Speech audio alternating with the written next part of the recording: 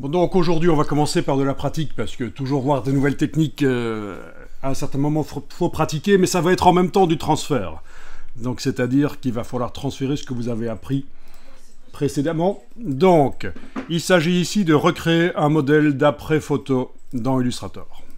Donc recréer un modèle 3D utilisable dans Adobe Dimension d'après une photo placée dans Adobe Illustrator, forcément. Donc c'est ça l'exercice. Donc il y a dans un dossier qui s'appelle images de profil de conteneur. Sur le drive, il y a plein d'images de conteneurs. Vous allez choisir celle qui vous intéresse. Je vous les montre. Monsieur, j'ai un problème. Donc les conteneurs, les voici. Je vous les montre ici. Voilà. Donc il s'agit de mettre en fond d'écran dans Illustrator, sur un calque par exemple, cette bouteille-là. Modifier éventuellement la transparence du calque par la palette de transparence de Illustrator pour que la bouteille soit moins présente, qu'elle soit plus fade. Et puis sur un calque au-dessus, là je vous explique une méthode que moi je mettrai en place si je voulais dessiner cette bouteille. Sur un calque au-dessus, vous allez dessiner la moitié de la bouteille évidemment. Ce qui suppose que peut-être avant vous avez été déplacé, peut-être aussi sur un calque spécial, rien que pour des repères, vous avez été déplacé à un repère vertical pour indiquer, pour vous aider à savoir où est la moitié de la bouteille. Donc je répète, moi ce que je ferais si je devais dessiner cette bouteille, la moitié de la bouteille, je la mettrais sur un calque, donc importer l'image sur un calque dans Illustrator, modifier la transparence du calque par la palette de transparence de Illustrator. Sur un autre calque, je mettrai un repère vertical, je verrouille aussi le calque, et puis sur un troisième calque, je dessine la moitié de la bouteille au vecteur, à la plume par exemple. Et puis après, il faut en faire un modèle 3D, l'exporter, le réutiliser dans Dimension. N'oubliez pas qu'il faut faire l'épaisseur de la bouteille aussi. Donc prenez... c'est vraiment très facile en fait. Il faut faire une épaisseur sur le trait. Et comme ça, il y a une épaisseur sur le modèle 3D. Vraiment, c'est tellement facile. Ça m'étonne à quel point c'est facile de faire une épaisseur.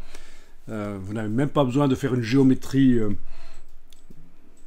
c'est juste un trait fin dans Illustrator, un vecteur avec une épaisseur dessus. Vous avez aussi d'autres modèles que je vous ai fournis. Voilà. Alors celui-ci est plus difficile parce que la vue est plongeante. Il va falloir ruser là. C'est pour ceux qui aiment les challenges parce qu'on ne va pas pouvoir faire du décalcage pur et dur. Mais sinon, la plupart sont assez bien vus de profil, sauf que bien sûr, le bas, il va falloir aussi ruser. Quand vous voyez l'ellipse au bas, il va falloir inventer quelque chose de plat, logique. Donc, quelque part, il faut parfois s'éloigner de l'image modèle et... Oui, il faut penser à ça. Bon, là, le XMP, je vois pas trop ce que c'est, donc voilà. Celui-là, c'est mort, à mon avis. Alors, donc voilà, ceci... Qu'est-ce qu'on a d'autre? Ah oui, on en a encore d'autres qui traînent là. Là.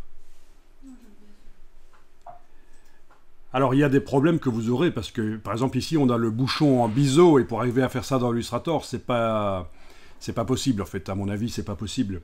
Parce que c'est vraiment tellement basique pour générer de la 3D que ça va pas être possible. Mais donc, vous vous adaptez, en fait. Hein. Voilà, ceci, ceci... Et... quelque chose qu'on n'a pas fait, quand vous avez une bouteille avec un bouchon, ben vous pouvez faire le bouchon à part. Ça va être un modèle 3D, un deuxième tracé dans Illustrator et un deuxième objet exporté. Même chose ici pour le bouchon en liège qui rentre dans la bouteille. Il va falloir faire la moitié de la forme du bouchon et faire une révolution, une rotation pour faire l'objet 3D. Ici aussi pour le bouchon, voilà.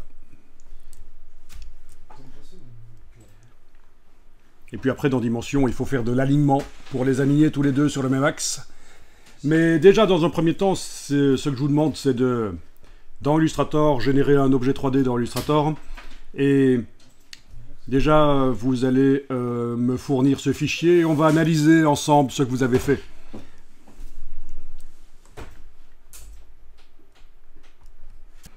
Alors, il y a un format AVIF ici. Point AVIF, quand vous l'ouvrez, je ne sais pas si il est importable tel quel dans Illustrator. S'il n'est pas importable tel quel dans Illustrator, il faut l'ouvrir dans Photoshop. Vous allez voir que c'est Camera Raw qui va s'ouvrir. Le module Camera Raw de développement RAW donc de Photoshop. Il suffira dans la boîte Camera Raw de cliquer sur Ouvrir dans Photoshop. Et puis, une fois que c'est ouvert dans Photoshop, vous l'enregistrez dans n'importe quel format utilisable dans Illustrator. Donc, je vous le dis franchement, je n'ai pas essayé de l'importer directement dans Illustrator. Il y aura peut-être une petite manip dans Photoshop pour ces choses-là. Vous connaissez, hein? Ceux qui font la cuisine connaissent. Des récipients à sauce, à huile, etc. Voilà donc l'URL simplifié qu'il faut taper dans la barre d'URL d'un navigateur. J'y vais ici, voilà, par exemple, là. Voilà, et alors on peut faire clic, shift-clic et télécharger tout ça. Tiens, le XMP, je ne le vois pas là. Ok, il n'est pas dedans. Donc, c'est la solution. Donc la suite, ça va être prendre ce pot que j'ai déjà dégroupé. Le couvercle et le bocal étaient... Oui, c'est bocal le terme exact, pas pot. Voilà ce bocal. J'ai déjà dégroupé, et donc, parce que ça arrive groupé, donc ce qui me permet de bouger bien sûr le couvercle facilement. Ah oui, c'est l'occasion de voir éventuellement ceux qui, dans l'exercice précédent, ont importé deux objets de Illustrator. Un qui est en dessous et puis le couvercle. Vous avez trouvé la technique pour voir comment on les rassemble? Non? Dans Dimension, ceux qui sont allés dans Dimension, ben, je vous montre, hein, c'est sélectionner les deux. Et puis dans la palette Action, on a l'alignement. Ça vous rappelle quelque chose? Voilà. Et puis on a l'alignement dans ce sens-là. Voilà. Puis l'alignement dans l'autre sens. Voilà. Puis il va falloir que je verrouille éventuellement le bocal pour pouvoir aller manipuler facilement le couvercle.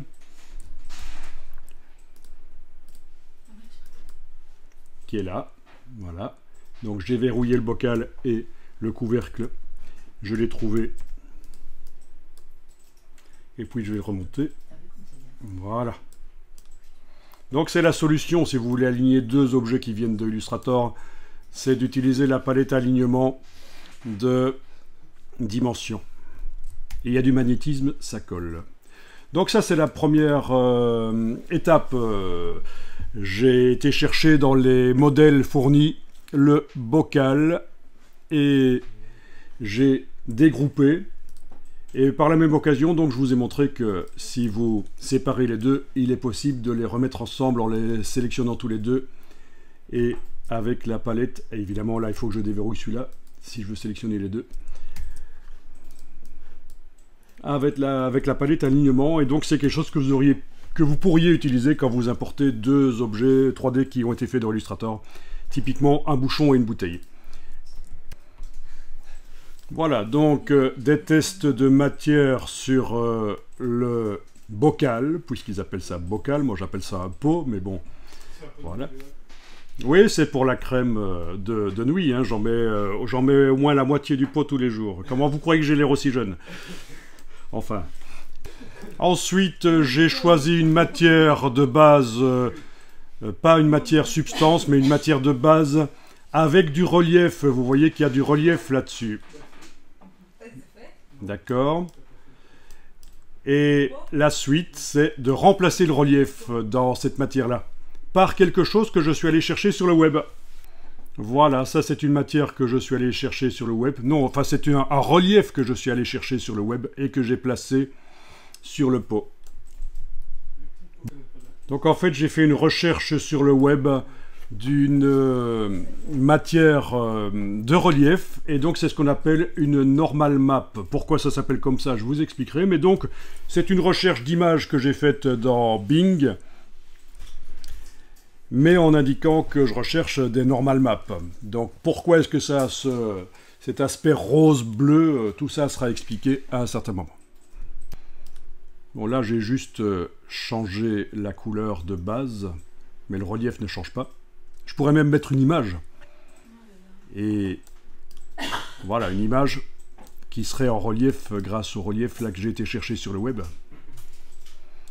Bon, vous voyez qu'il y a quand même un problème avec ce pot. Ne dites pas que le problème c'est qu'il est moche. Non, un vrai problème. Là, ça se voit quand même. Qu'est-ce qui ne va pas? Yann Sakwa Kenvanin. C'est quoi? Le filet Mais oui! On a le relief sur le filet, c'est Zarbi. Là, c'est la même chose, mais avec un éclairage meilleur que j'ai été ajouté, un éclairage 3 points. On voit encore mieux le relief quand même. Et encore, il n'est pas encore dans un environnement avec une photo derrière. C'est quelque chose qui sera fait. Quoi qu'il en soit, on a toujours ce problème du filet. Et si vous mettez juste une couleur mauve sur la partie là? Il n'est pas possible... Ah oui, on peut changer la couleur avec la baguette magique, faire une sélection d'une partie pour changer la couleur de base éventuellement, mais non, parce que le relief sera toujours là en fait. Hein. Le relief, c'est pas la couleur, c'est indépendant. C'est une couche de relief, ce qu'on appelle le normal mapping. Ah oui, oui, oui. Voilà. Ok, et ici, j'ai pas enregistré le bon. Ok, donc on verra comment enlever.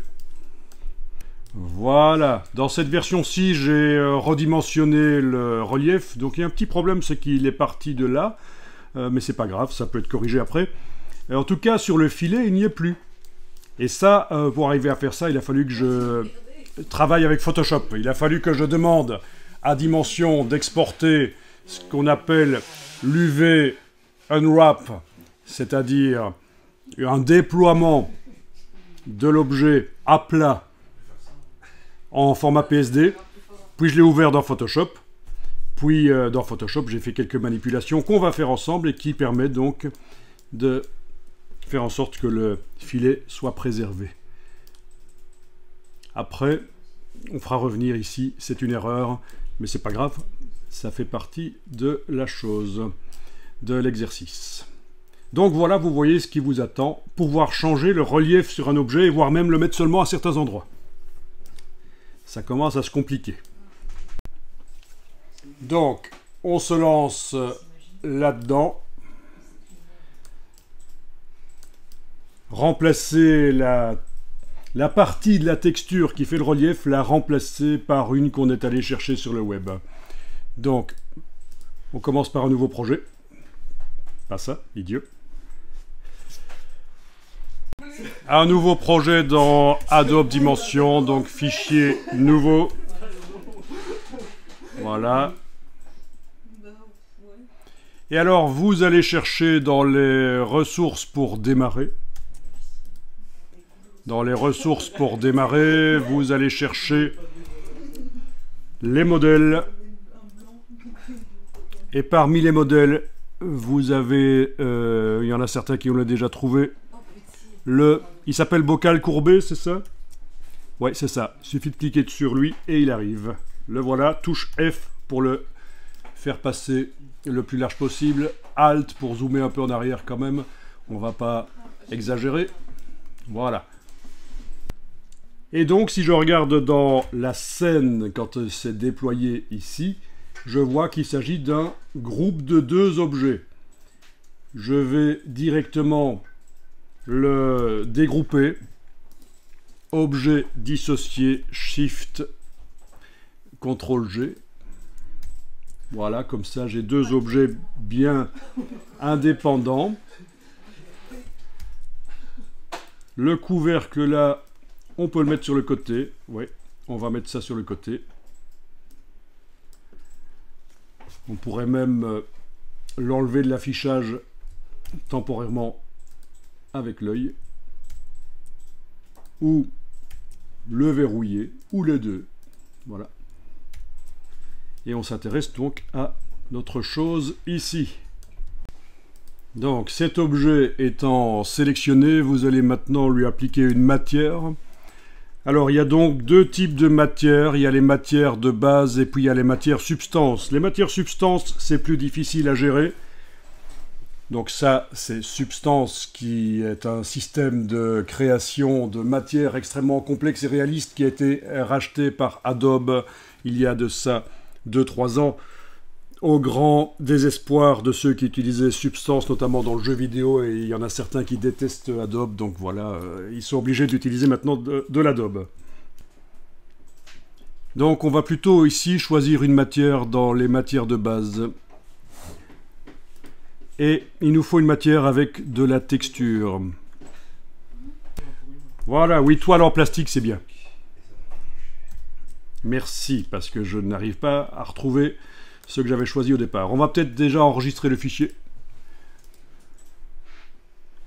Donc,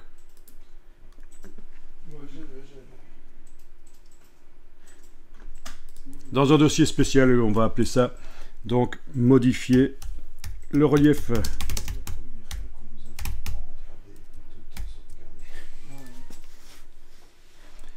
Ok, le fichier, oui, je peux lui donner le même nom, avec -01, parce que je vais enregistrer plusieurs fois, comme d'habitude. Oui, on vous apprend, c'est ça que tu dis, en 3D, on vous apprend à toujours sauvegarder. Ouais, et j'ai vu la première réaction. Mais il y a deux manières de sauvegarder en 3D, et si on utilise la mauvaise, on multiplie les fichiers sur le disque dur, et ça commence à devenir très gros. Donc ça, il faut se méfier. Avec les vrais logiciels 3D complexes, il y a deux manières d'enregistrer. Soit tout le projet s'enregistre, soit seulement les dernières modifications. Donc faites gaffe à ça à certains moments. Croyez-en mon expérience. J'ai fait de la 3D en fait, hein, dans relativement haut niveau pour des films, des dessins animés dans les années 90, avec un logiciel qui s'appelait Softimage, sur des machines qui s'appelaient les Silicon Graphics à l'époque, et qui maintenant sont bien moins puissantes qu'un téléphone portable. Ah oui, hein, tout évolue, hein, la loi de Moore. Alors, on revient ici. Donc, voilà, comme on le remarque, la matière, elle va même sur le filet ici. Hein. Je me trompe? Non, hein, elle va sur le filet. C'est un peu foireux quand même déjà. Hein. C'est pas logique. Forcément, il n'a pas été prévu de mettre une matière à relief sur cet objet. Quoi qu'il en soit, vous avez cet objet sélectionné. Le bocal, là. Vous descendez au niveau de la matière d'une manière ou d'une autre, soit par ici, soit par le panneau Action. Il y a ici l'accès à la matière. Mais donc, je vais par ici ouvrir. Et voilà, on est au niveau de la matière toile en plastique. Et on va déployer les propriétés là en bas. Voilà les propriétés de cette matière. La couleur de base, vous pouvez la changer ici, bien entendu. Voilà. On pourrait mettre une image. Dans un premier temps, on va mettre une couleur. Je vous laisse choisir une couleur de base. Quelque chose d'un peu plus clair, ce serait peut-être pas plus mal.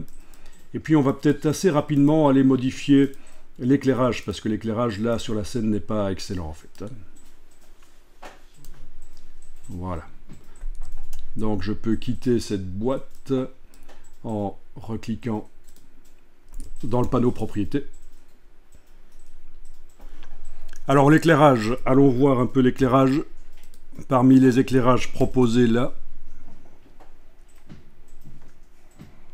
parmi les éclairages ici, éclairage à 3 points, ça pourrait être sympa.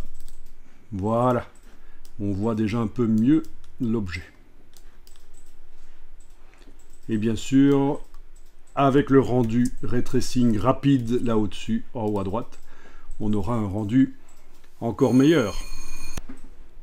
Voilà, donc ici c'est un rendu ray tracing rapide, je pense. Pourtant je suis en maxi, mais oui, c'est le rendu, c'est pas le rendu final, c'est juste un rendu rapide pour voir ce que ça donne. Vous avez pas mal de bruit, vous voyez.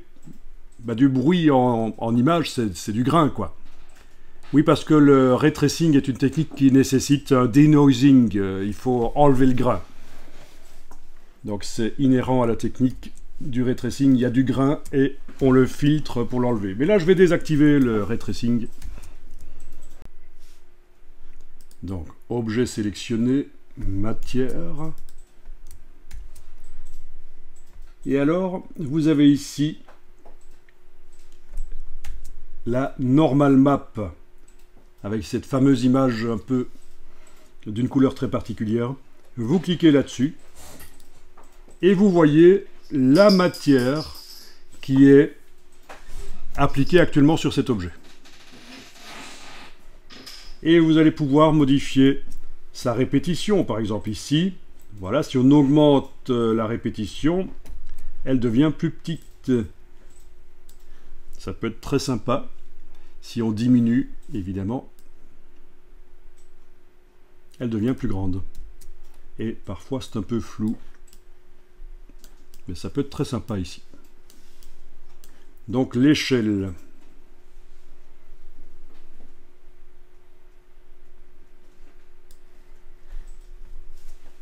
Bien.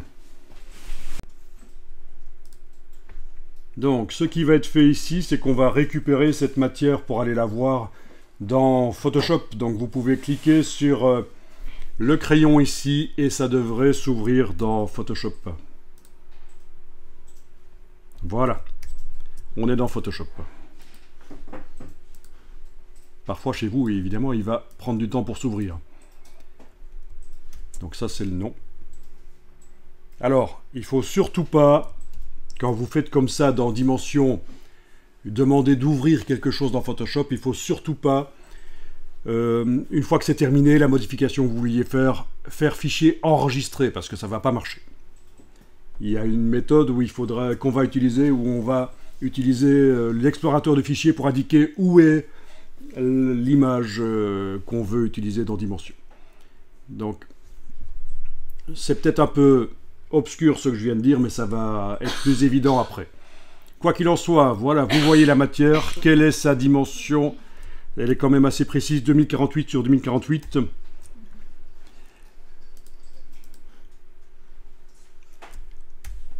On va aller chercher une autre matière sur le web, alors par la suite vous aurez l'occasion de tester avec la matière que vous voulez, mais dans un premier temps, ce serait bien qu'on utilise tous la même matière. Donc je vous montre le lien qu'il va falloir taper dans la barre d'URL d'un navigateur. Je vous ai pas fait de Bitly parce qu'il est tellement simple en fait que voilà. Je vais vous le mettre plus grand quand même. Voilà, vous tapez ça dans la barre d'URL d'un navigateur pour arriver direct sur l'image de la texture de surface, donc la normal map. Et puis j'en dirai à un certain moment plus sur la normal map et ce que c'est en fait, les normales. Et c'est des choses que vous utilisez tous les jours quasiment, j'en suis sûr. Si vous jouez aux jeux vidéo. Donc voilà. Alors on fait un clic droit, enregistrer l'image sous. Donc j'enregistre ça dans le dossier modifier le relief à côté du document Dimension que j'avais créé. Voilà. Donc je vous montre comment j'ai trouvé cette image au départ, et comme ça vous voyez comment vous allez pouvoir vous-même par la suite, quand vous allez appliquer l'exercice, trouver des normal maps. Donc j'ai juste tapé dans Bing, j'ai tapé normal map et seamless, donc mais c'est induit, c'est évident que c'est au raccord. Mais bon, voilà, j'ai quand même écrit ça. J'ai pas précisé ce que je voulais comme texture, donc voilà, j'ai de tout. J'ai affiché, j'ai filtré sur les Creative Commons uniquement. Voilà, et il y en a énormément. de tout type. Vous pourrez jeter un œil là-dessus quand vous allez chercher. Donc il y en a qui s'appliquent spécifiquement à des objets, et puis il y en a qui sont des textures. Donc, évidemment.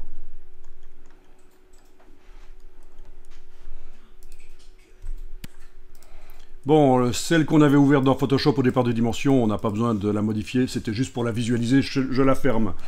Donc ensuite on va dans Dimension, et ici, sur cet objet qui doit être sélectionné, oui, dans la matière, à la normale, on va cliquer dans le panneau qui s'ouvre là, sur le dossier pour indiquer où se trouve l'image qui va remplacer.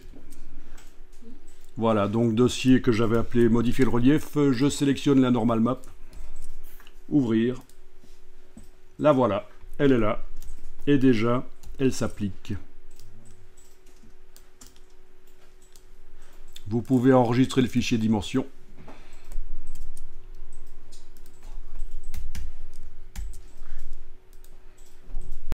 Vous avez également, donc il faut que l'objet soit sélectionné, parce que chaque fois que j'enregistre, il se désélectionne en fait, je pense. Vous avez l'échelle, avec donc dans la normal map, ici, la répétition.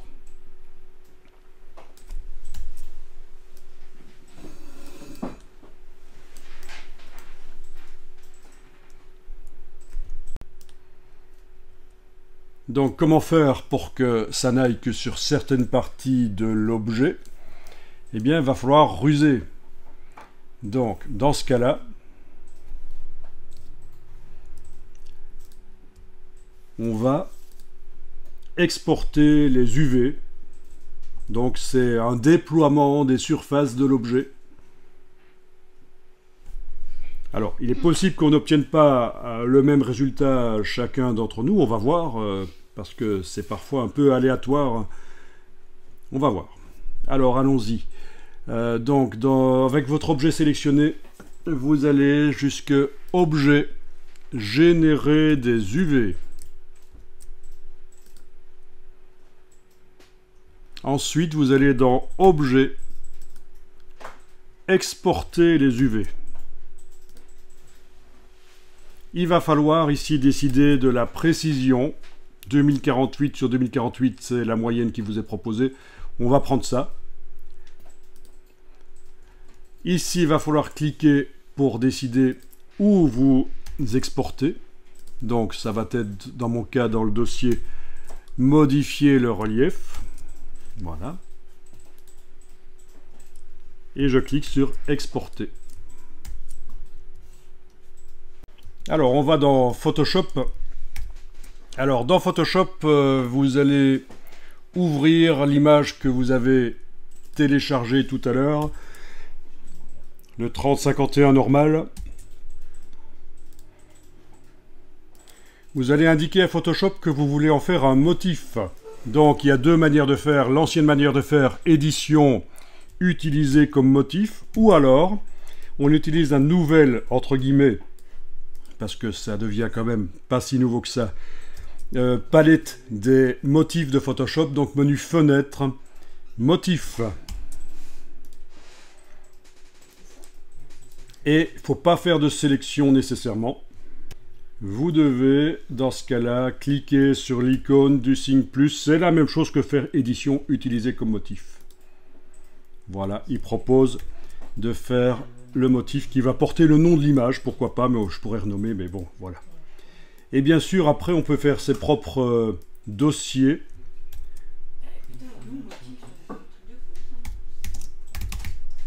Voilà, ses propres dossiers. Qu'est-ce que tu dis? Qu'il y a beaucoup de motifs? Parce que des motifs comme ça, il y en a des dizaines de milliers sur le web qu'on peut utiliser gratuitement. Hein, ou se les faire soi-même. Voilà, donc là, vous n'êtes pas obligé de faire un dossier, mais j'ai juste fait un dossier pour vous montrer qu'évidemment, on organise la palette des motifs de manière à finalement s'y retrouver. Parce que précédemment, moi, j'ai fait des motifs, comme vous voyez, et ils sont jetés en vrac, là, c'est un peu foireux. Là aussi, voilà.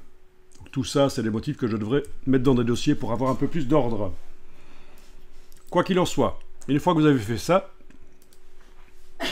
vous pouvez non, vous ne faites rien, à part ouvrir ce que Dimension nous a généré, le bocal uv.psd. Pourquoi ça s'appelle UV, ce sera expliqué plus tard. Est-ce que vous avez à peu près la même chose que moi? Donc ça, c'est toutes les surfaces du bocal qui sont à plat. Et franchement, quand c'est une boîte, c'est plus propre, mais là, c'est du n'importe quoi. Les surfaces qui vont m'intéresser principalement, c'est celle-là, en fait.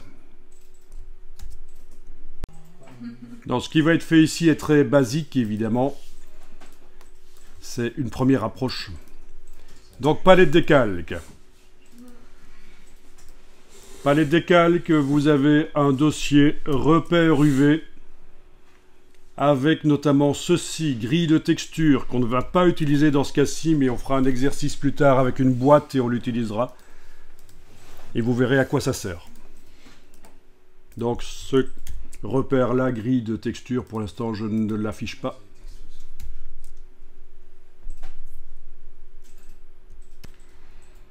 En principe, on est censé mettre ce qui va habiller l'objet dans le dossier votre illustration, mais nous on va le faire au-dessus, c'est pas un problème. Donc ce que vous pouvez faire, c'est juste fermer les groupes et le groupe du dessus est activé. On va créer ici un calque de remplissage de type motif. Donc vous allez sur l'icône des calques de réglage et vous choisissez là au-dessus remplissage de type motif. Ici dans la boîte qui s'ouvre, il va falloir aller choisir notre motif dans la bibliothèque de motifs. C'est là, voilà. Dans mon cas, c'est celui-là. Voilà. Ok. Voilà le calque de remplissage de type motif. Vous pouvez enregistrer le fichier Photoshop sous un certain nom. Je vais juste ajouter 02 à la suite ici. C'est donc uniquement pour nos archives, mais évidemment dans la vraie vie je n'enregistrerai pas à ce stade-ci, ça n'a pas beaucoup de sens, mais pour la formation ici c'est important. Donc, ce qu'il faudrait ici, c'est que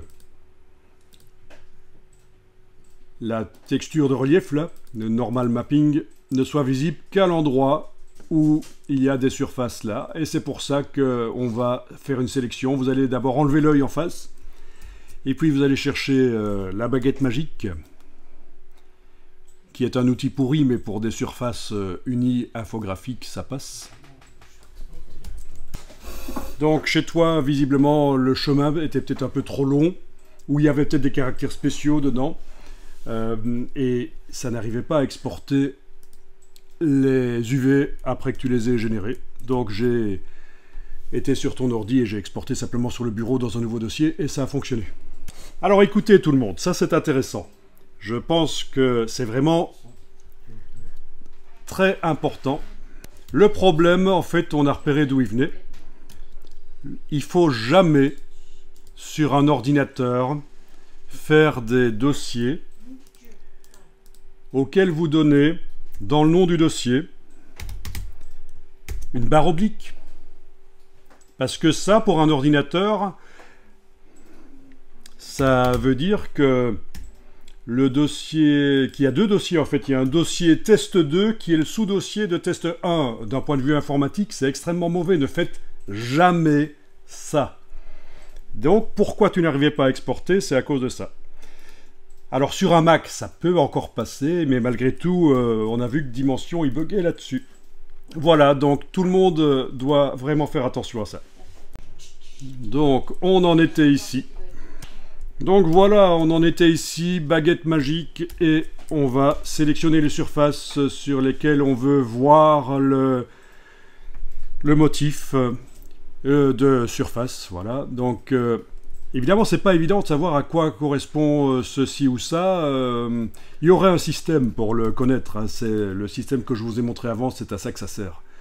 On affiche ça dans Photoshop, on affiche la même chose dans Dimension sur l'objet, et on compare et on voit à peu près à quoi le déploiement UV, à quelle partie du déploiement UV correspond à quelle partie de l'objet 3D. Ici, je vais juste faire ceci. Clic. Alors oui, attention, pour que la baguette magique fonctionne, le calque n'a aucune importance, justement parce que ici, dans les options de la baguette magique, j'ai coché échantillonner tous les calques. Et alors, pixel contigu est coché aussi, c'est important. Sinon, ça va sélectionner tous les blancs de l'image. Il faut que ceci soit coché. Et ça parce que je suis sur un calque qui n'est même pas affiché, mais malgré tout, ça tient compte de tous les calques. Donc, premier clic, ensuite Shift clic, voilà, sur les autres surfaces. Je vous rappelle qu'avec la touche verrouillage majuscule sur le clavier, vous avez le pointeur précis, ça peut aider. Voilà. Et ceci aussi, voilà. Alors, ceci, à quoi ça correspond? Est-ce que c'est le bord supérieur? Ouais, je peux peut-être le prendre aussi, on va voir.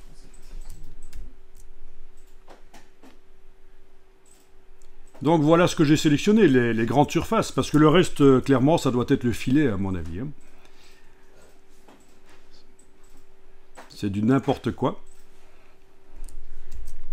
Alors parfois, pour avoir des exports UV corrects, il faut faire de la retopologie, simplifier l'objet. Tu as déjà fait?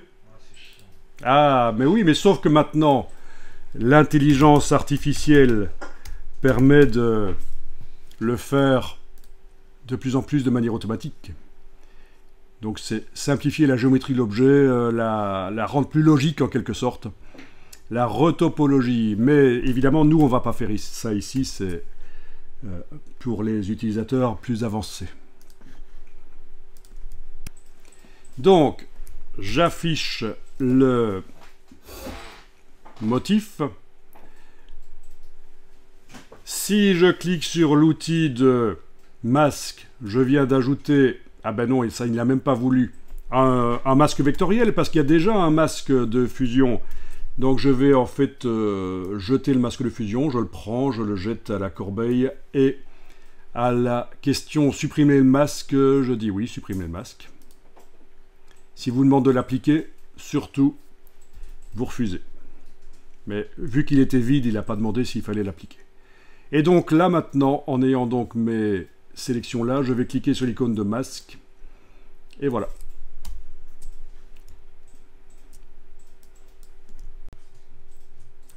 L'échelle du motif, dans un premier temps, on va le laisser comme ça. Donc, éventuellement, vous enregistrez le fichier Photoshop sous le numéro 3. Alors, ce système de déploiement UV est utile, on le verra plus tard, parce qu'il permet également de décider que sur telle ou telle partie d'un objet, il y a tel ou tel graphisme qui vient. Donc par rapport à ce qu'on a fait avant, amener une étiquette sur un objet dans Dimension, ça c'était la version facile, mais qui donnait peu de contrôle.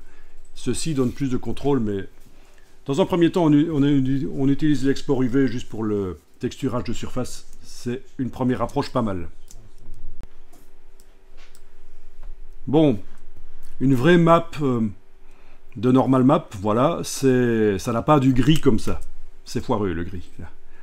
Donc ce qu'on va faire ici, c'est qu'on va créer un calque en dessous de celui-là.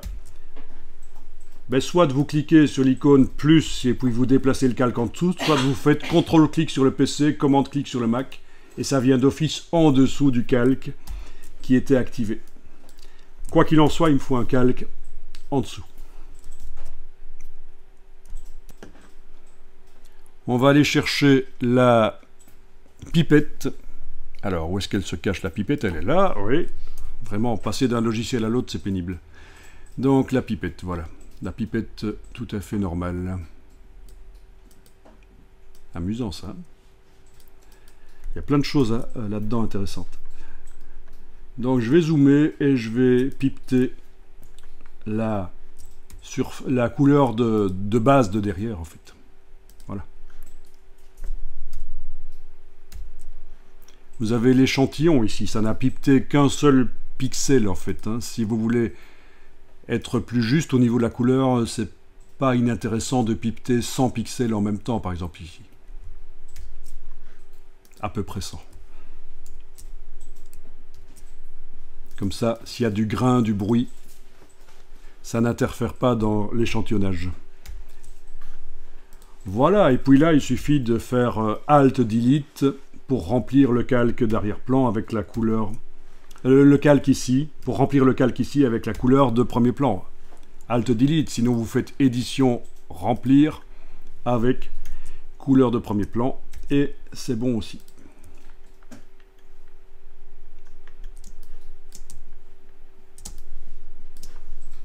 Voilà, on va enregistrer ça.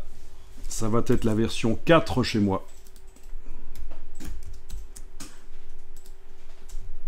On retourne dans Dimension. L'objet est sélectionné. On est en train de modifier sa texture. On va sur la partie normale. Et on indique le fichier qu'on vient d'enregistrer. C'est la version 4. Et voilà.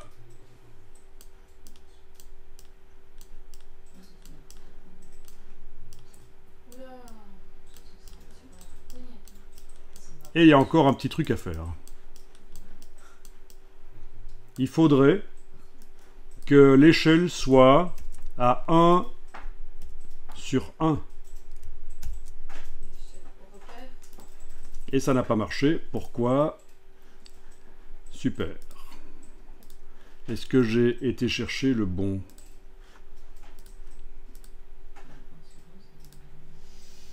C'est mieux, mais c'est toujours pas ouf, quoi. Bon voilà, ça fonctionne. Pour une raison que j'ignore, le PSD ne passait pas. Donc j'ai dû faire ceci dans Photoshop. Fichier, enregistrer une copie. Et j'ai fait une version JPEG. Et là, c'est passé. Donc, version JPEG ici, copie.jpeg, d'accord, je l'avais déjà faite. Hein, donc, et en ayant l'objet sélectionné ici, la texture, vous allez jusque, donc la normale ici, le dossier, il faut pointer le JPEG. Et là, ça devrait passer. Et vous devez mettre absolument la... Sinon, ça fait n'importe quoi. Comme ça. L'échelle à 1 sur 1. Là, il n'y a pas le choix. Voilà. Bien. Mais c'est pas grave qu'il soit énorme. On avait dit qu'on y allait le modifier après dans Photoshop. Enregistrer le fichier dimension. Voilà.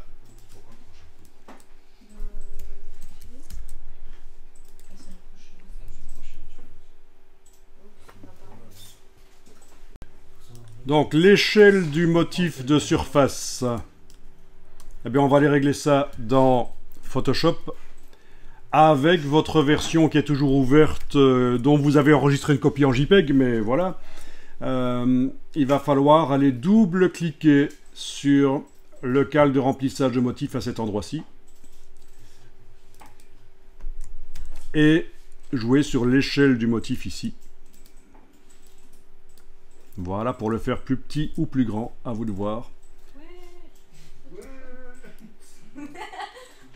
N'hésitez pas à taper quelque chose ici, plutôt que... Non, pas votre voisin, c'est pas votre voisin que vous tapez, c'est juste éventuellement taper un chiffre pour que ce soit plus petit. Ok, voilà. Puis, fichier, enregistrer une copie. Ouais, je peux... Une copie JPEG. JPEG, ça passait mieux. Voilà. J'écrase. Éventuellement, ce que j'ai fait précédemment. Voilà, ok, ok. N'oubliez pas de la deuxième boîte d'enregistrement JPEG qui vous demande de valider la précision JPEG. Puis, dans Dimension, je clique sur le nom du dossier et je vais repointer vers... Voilà. Et voilà, on a la surface comme on veut. Mais c'est pourquoi il y a une ligne lisse. Donc pourquoi est-ce que dans ce cas-ci, la map doit être appliquée absolument à l'échelle 1 sur 1? Mais c'est parce qu'elle recouvre l'objet tip-top au pixel près, parce qu'elle est prévue là, voilà, pour l'objet. Donc ça, c'est vraiment toute la surface de l'objet qui est sur la map. Si j'applique la map trop grande ou trop petite sur l'objet dans dimension, ça ne correspond plus. Voilà, donc c'est différent de ce qu'on a fait précédemment. J'espère m'être fait comprendre. C'est vraiment comme un manteau taillé pour l'objet, quoi, la normal map qu'on a exportée dans Photoshop en quelque sorte. Bon, alors on va essayer quelque chose. Vous allez dans Photoshop.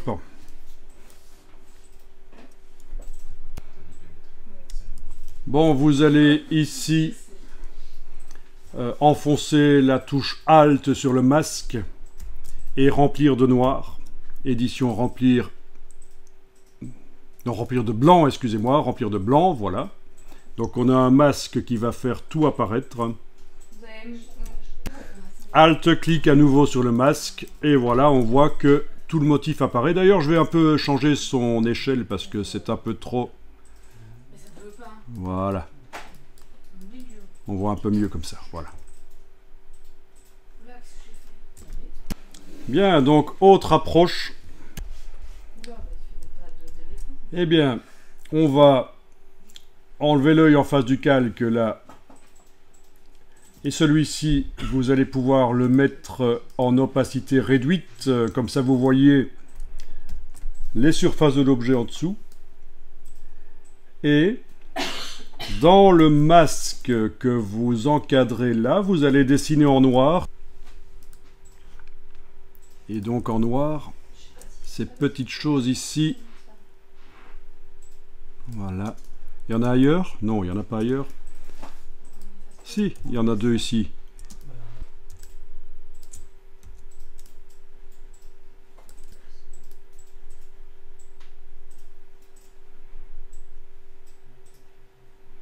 On va pas y passer trop de temps, mais on va dire que c'est bon comme ça.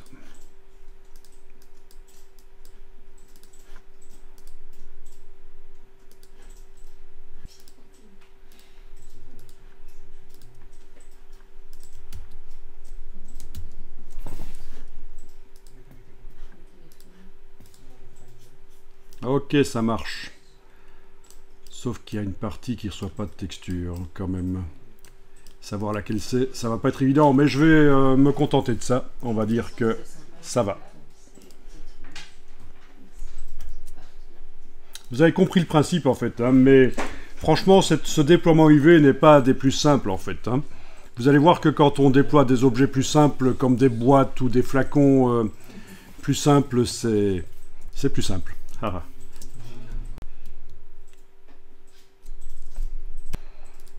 Alors voilà, quand vous avez un objet 3D, comme cette théière, ben, c'est une géométrie dans l'espace. Donc il y a X en horizontal, Y en vertical, Z en profondeur. Et quand on veut mettre une texture sur un objet 3D, les coordonnées de la texture, c'est U et V, tout simplement parce que c'est les lettres qui précèdent dans l'alphabet. On ne peut pas utiliser pour indiquer le positionnement de la texture les lettres X, Y, Z qui sont déjà utilisées par la géométrie de l'objet, donc on utilise des lettres avant, UV. Ça c'est assez habituel, cette approche pas seulement en 3D, une fois que des axes ont été définis par X, Y, Z, si on veut en ajouter définir d'autres axes qui sont au même endroit, on va utiliser UV. Donc voilà, UV, ça explique pourquoi c'est le UV mapping. Vous connaissez cette théière? Donc la théière, c'est le premier objet 3D complexe qui a été réalisé pour faire des tests des premiers soft 3D parce que c'est un objet qui a une géométrie qui est quand même assez relativement simple, donc pour faire les calculs, ça va assez rapide, mais en plus, il y a quand même un tube, il y a quand même la anse, tout ça, c'est plein de cas de figure 3D en un seul objet. Donc c'est très connu, la théière en 3D, c'est... si on veut symboliser la 3D, la théière, c'est souvent utilisé. Voilà, comme ça, vous voyez pourquoi il y a une théière dans l'article Wikipédia qui parle du modelage 3D. Ils expliquent certainement ce que je viens de vous expliquer. Ah ben voilà. Donc ça, c'est un rendu moderne de l'iconique théière de l'Utah. Oui, c'est une théière comme il y a là-bas. Voilà. 1975. Un des objets 3D les plus utilisés en 3D pour l'éducation à la 3D, l'apprentissage à la 3D. Voilà. Alors, ce qu'on a fait, donc ce qu'on a demandé à Dimension de faire, c'est du déploiement UV, du UV Unwrap. Et si je tape ça dans Google, je vais tomber sur plein d'exemples. Ici, c'est évidemment du Blender, puisqu'on a le petit singe typique de Blender. C'est un peu l'équivalent du teapot, mais dans Blender, ils ont des singes. Et quand on déploie la surface de la tête du singe, on obtient ça. Voilà. Ici, c'est pour un personnage. Voilà.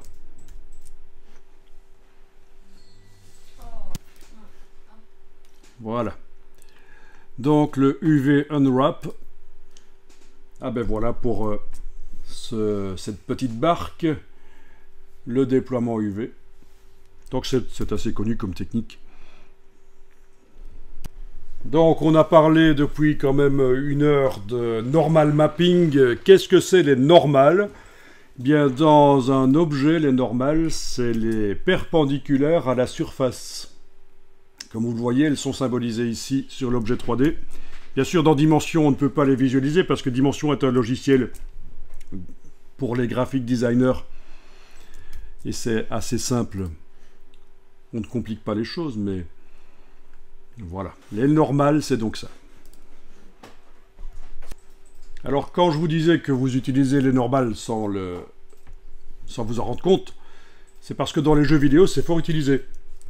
Vous avez par exemple ici le personnage, la géométrie du personnage dans le jeu vidéo, et il apparaît plus complexe parce que sur lui, il y a une texture normal map qui donne une impression de relief plus complexe. Et en réalité, cette texture normal map, elle est créée en 3D au départ d'une géométrie complexe réelle dans le logiciel 3D. On fait une géométrie complexe réelle, ou alors ici il s'agit en fait d'un objet qui a été scanné, c'est le même principe, scanné en 3D. On obtient ici pour l'objet scanné avec toutes ces détails 871 000 triangles, donc c'est très complexe. On simplifie l'objet pour qu'il puisse être utilisé par exemple dans un jeu vidéo ou quand on fait du rendu d'un film pour que ça ne prenne pas des heures pour chaque image mais que ça prenne quelques minutes. 21 000, donc évidemment on a perdu la texture, mais entre temps on a créé une normal map qu'on applique et qui permet de retrouver le relief, et donc c'est une simulation du relief, c'est un truc visuel. Le relief n'est pas réellement là, on a toujours affaire à notre objet simple avec seulement 21 000 triangles. Vous voyez un peu l'astuce. On part d'un objet scanné ou un objet 3D complexe, on en fait une normal map de sa surface, on fait une version géométrique simplifiée, on applique la normal map et on retrouve le même objet qu'au départ. Visuellement, c'est la même chose, mais c'est beaucoup plus simple à calculer.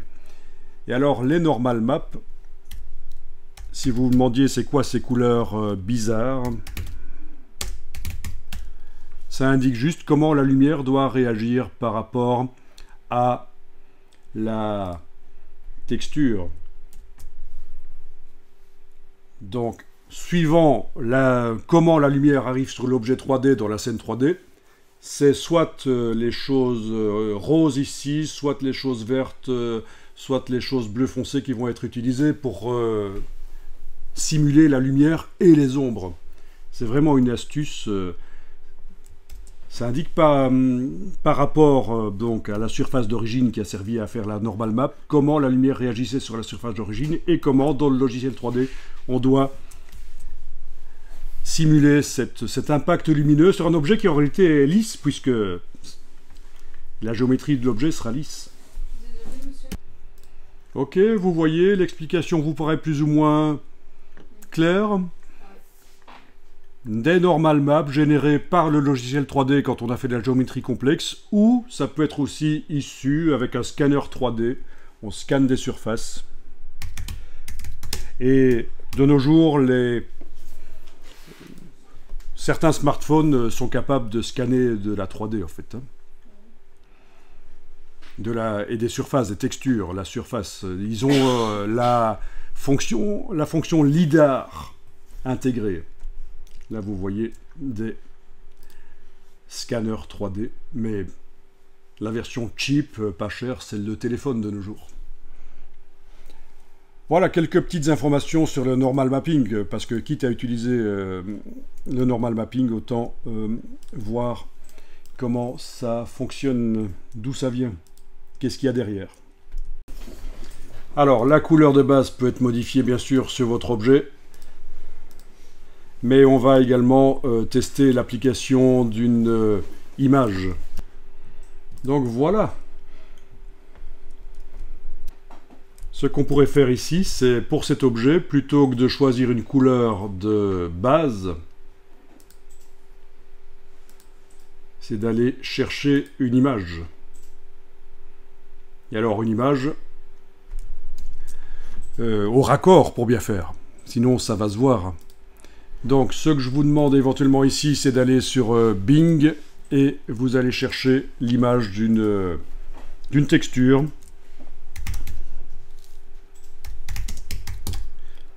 Seamless, donc sans raccord. Je passe dans la partie image et je demande bien sûr un filtre genre Creative Commons. Et on va chercher une texture de surface, quelque chose qui n'est pas très complexe. Donc c'est pas des briques ou des herbes ou quoi qu'on cherche. C'est juste pour mettre sur le pot, pour lui donner une texture. Donc en plus de son relief, il y a une texture de surface plus fine, laquelle il faut trouver. Ça pourrait être pas mal. Est-ce que c'est au raccord? Ça, c'est une question à se poser. Ça veut dire, est-ce que la partie, quand il y a quelque chose qui déborde par la droite, là, est-ce qu'on le voit réapparaître par la gauche? Quand ça déborde par le bas, est-ce que ça réapparaît par le haut? On dirait que celle-là, par exemple, oui. Voyons un peu ça. Je vais la tester. Donc, je l'enregistre. Je vais dans Dimension. Je vais la sélectionner.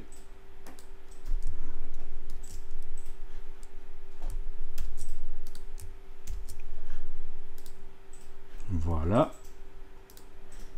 Et surtout, je vais aller diminuer, non, augmenter la répétition pour qu'elle soit plus petite, parce que sinon ça c'est flou, ça ressemble à rien du tout.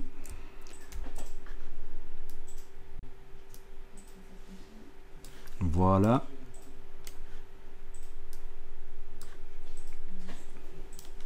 Il y a peut-être un peu trop de brillance et trop de lumière dans la scène, mais bon, voilà. Bon, je lance le ray tracing pour voir ce que ça donne. Donc au niveau de l'éclairage, il y a trop d'éclairage. Je désactive le ray tracing et je vais aller voir dans la scène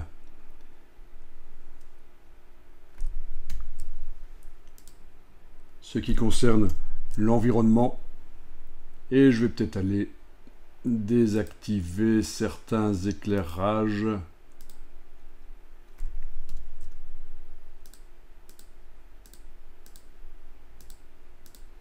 Oui, c'est l'éclairage arrière qui pose le plus de problèmes. Il pourrait être modifié, mais dans ses propriétés.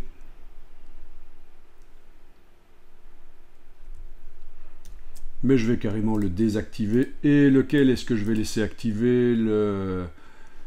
La lumière clé. Et voilà, ça donne déjà un peu mieux. La lumière clé, je vais quand même aller diminuer son intensité par le panneau propriétés. Voilà, on a la rotation aussi, la hauteur. Voilà.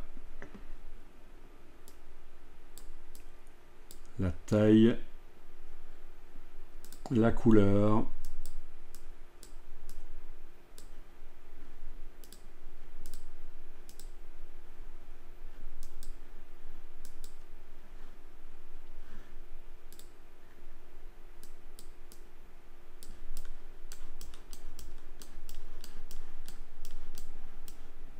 Et voilà, c'est un peu mieux.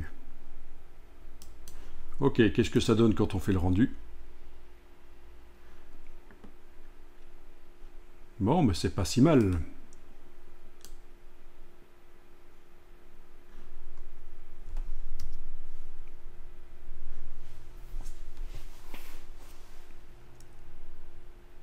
Et le vrai rendu, en passant sur l'onglet rendu et en demandant mais quand même une qualité élevée,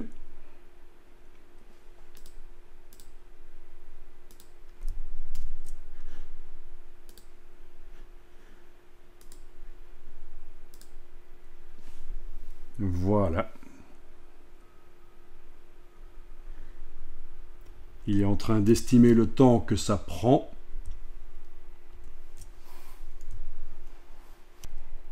Bon, c'est l'occasion que j'aille vous parler, pendant que ça calcule, du ray tracing et de ce dont je vous ai parlé tout à l'heure, le débruitage, le denoising, donc qui est essentiel en ray tracing. Vous avez plein d'exemples de ray tracing avec le noise, avec le bruit, et sans le bruit.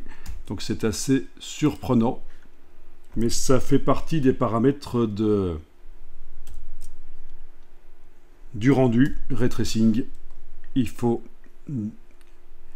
régler le denoising. Bon.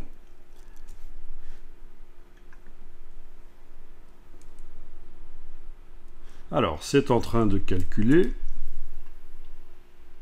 Il y a toujours du bruit, mais à la limite, est-ce que c'est vraiment gênant? Mais comme on fait un export en qualité élevée, le bruit va finalement disparaître. Ça va être bien lisse. Et on n'en est jamais qu'à 31% du rendu. Donc ça fait du lancer de rayons. Ça lance les rayons. Ça calcule la lumière sur l'objet par rapport à la caméra. J'ai demandé de l'enregistrer en PNG uniquement dans le dossier où j'ai tout mis aujourd'hui. Donc c'est là que ça va arriver.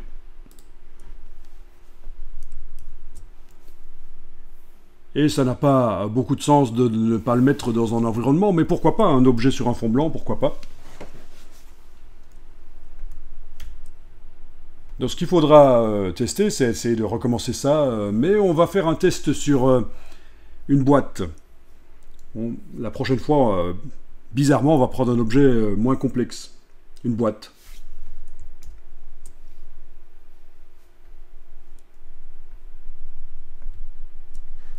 Là, il est en train de terminer.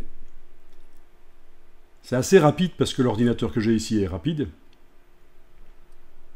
Bien.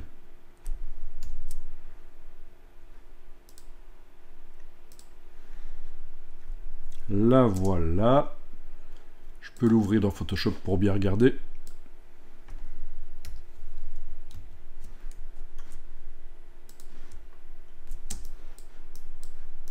Voilà.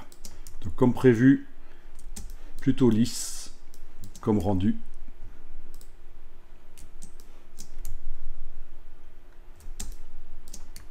Donc voilà, c'était assez sympa, ça vous a montré un peu comment Dimension fonctionne. C'est un logiciel 3D très simple et pourtant ce n'est déjà pas si simple que ça. Donc, faut éviter le piège de la 3D, c'est de tomber dans l'hyper-technique, devenir un hyper-technicien. Méfiez-vous de l'intelligence artificielle qui de plus en plus va remplacer des compétences complexes dans ces logiciels.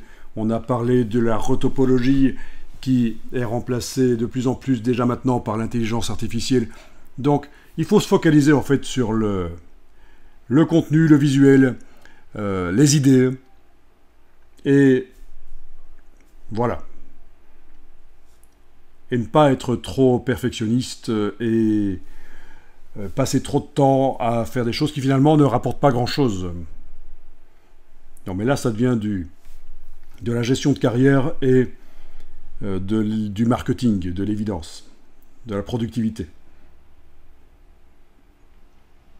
Pensez aussi que dans des logiciels comme Midjourney ou Photoshop 2024 ou Bing Creator, dont on n'a pas encore eu l'occasion de parler, mais voilà, on peut demander de créer ce qu'on veut comme scène, comme objet, et ça ressemble à de la 3D. Donc attention, hein, il faut être vigilant.